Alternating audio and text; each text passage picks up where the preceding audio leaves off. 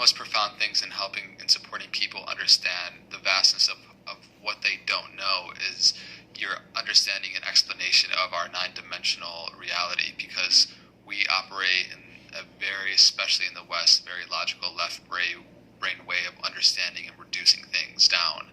But we need to put layers, levels. Yeah. So if you could, we don't have to spend the rest of the podcast doing this, but if you can kind of give us, summarize it. it's hilarious kind of me asking you to summarize and give me the SparkNotes version of the nine-dimensional reality. Do it in 1 minute. The elevator pitch for the. There was once in the TV that they told me, "Can you tell me in 1 minute what is the universe?" And I said, "I'd rather shut up." And I just said anything. Yeah, take the time that you want. But I think it's important to give context also for listeners. Yeah, of course. First of all, to understand, dimensions are not realms, and sometimes we do that confusion. We have that conflict when we say first dimension, and some people say, "Oh, the minerals." No. They're not realms, and they are not divided. A dimension is basically, the word dimension means a measurement of two. So something that divides in two, so you can measure two sides. That's a dimension in Latin. So what is a dimension? Is a measurement of 2 points of view, meaning that every dimension is just a measurement of only one thing that you are just dividing once and again to get the understanding of it. So it's basically something that we call science. Science means, the word science means to cut. Yeah. So the dimensions are cutting stuff so you can get it, so you can understand. So basically, the first dimension is the measurement of the one, understanding that everything is only one thing, and there's only one reality that you can only measure by the amount of one. It doesn't matter what it is.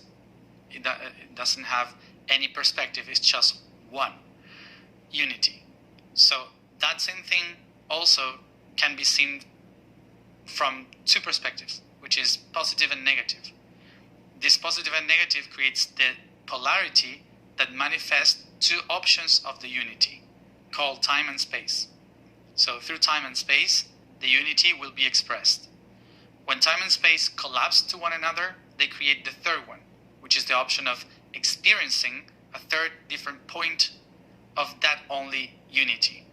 So it's basically the unity staring at itself and experiencing itself. Then you have the fourth dimension, which is the frequency in which that thing is happening, meaning time. So the fourth dimension is basically how many times this is happening, when it's going to be repeated, So basically the fourth dimension is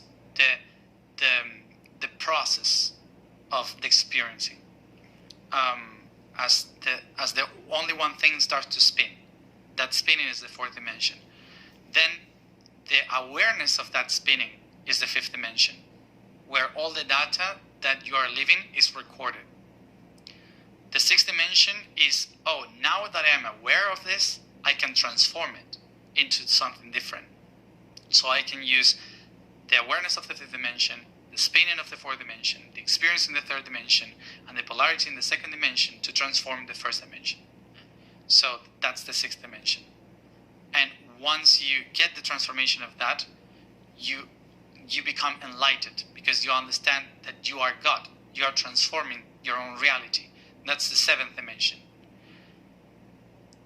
The place where the archangels live, which basically they are not beings with wings, is actually sounds resounding so hard that covers the entire universe, and is the resonance, the vibration of the understanding of the whole through times and space. And when that expansion from the seventh dimension gets to converge to itself, creates the eighth dimension, which is eternity. So eternity is that every being is living everything, and you can perceive every timeline and every possible reality, which brings you to that complete understanding of every one of the parts, and that's the ninth dimension, which is the divine. So the ninth dimension is the I get it, I am. And the ninth dimension takes you to the oneness again, the first dimension. But in this time, because it's a new cycle, we call it the 10th. And the second dimension will be 11. Got it. And the third dimension will be 12, and so on. So it's a recreation of itself once and again. But it can be explained in many different ways. So that's a summarizing. Wow, you did great. Thank Amazing. you. The difference between the ninth and the first again, what is the difference? Because they sounded very similar. Is it like the one dimension doesn't have consciousness of itself. Okay.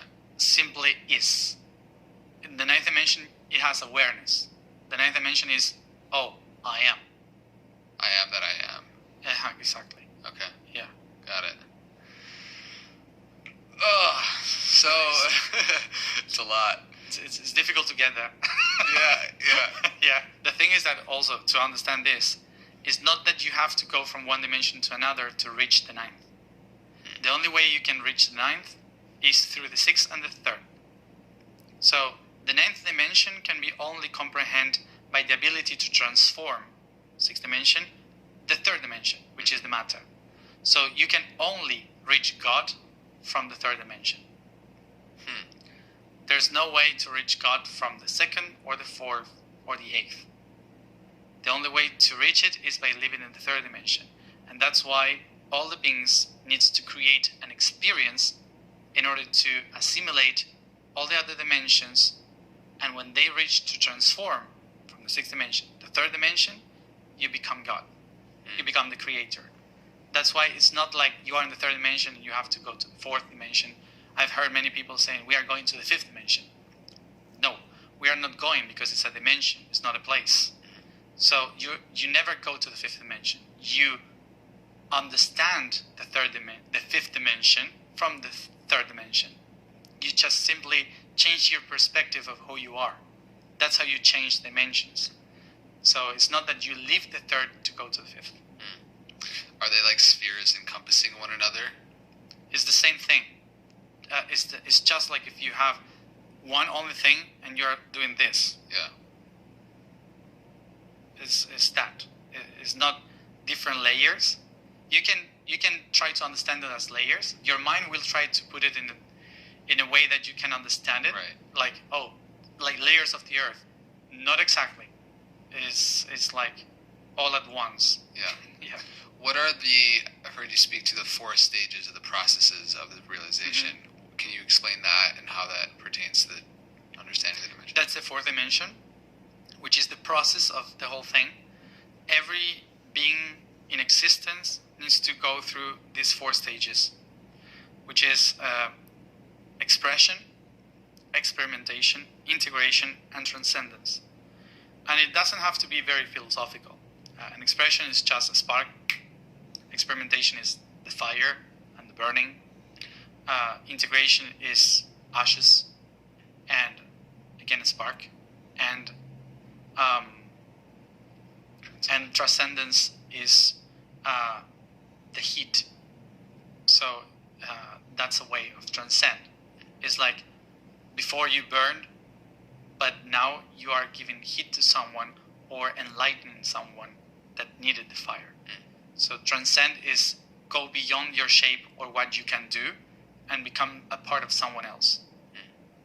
So that's how would be the process, for example, for the fire. Yeah. The water does, solid, liquid, these different states. So in a person's life, it's about do something creative or do something, whatever, an action, and experience that, and then integrate what you have learned from that, and then transcend would be to let it go, so others can do something new with that. So it depends, but the process is constantly that.